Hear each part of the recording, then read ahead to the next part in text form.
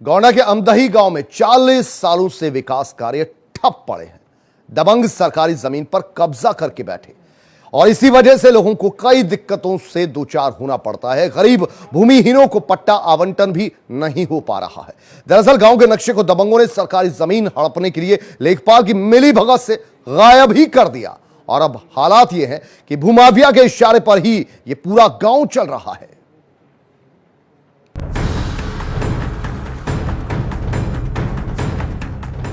सामंतशाही और सरकारी हुक्मरानों के गठजोड़ को आपने कई बार फिल्मों में देखा होगा, लेकिन जिस गठजोड़ से हम आपको रूबरू कराने जा रहे हैं वो कोई फिल्मी कहानी नहीं बल्कि हकीकत है और इस हकीकत को सुनकर आप चौंक जाएंगे।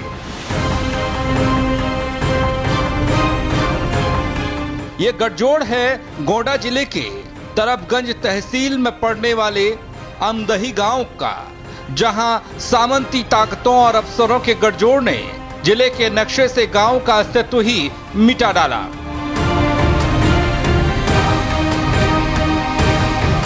गांव का नक्शा पिछले 40 सालों से गायब है और यहां की करीब 50,000 की आबादी बुनियादी सुविधाओं के लिए जूझ रही है। 2002 में चकबंदी की प्रक्रिया शुरू हुई तो ये पता चला कि यहाँ का नक्शा सभी जगह से जहाँ पर रिकॉर्ड है वहाँ से गायब कर दिया गया है, इसलिए यहाँ पर 2002 में चकबंदी चली गई। 2012 से मैं कंटिन्यू पत्र व्यवहार करता रहा और आरटीआई लगाता रहा।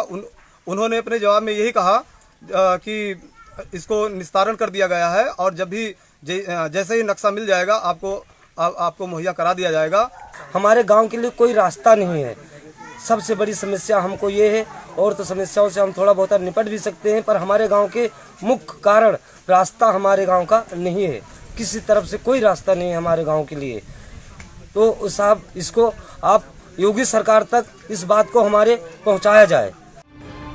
बात है गोंडा जिले के तरबगंज तहसील में पड़ने वाले अमदही गांव की, जहां विकास की बात करना ही बेमानी सा है।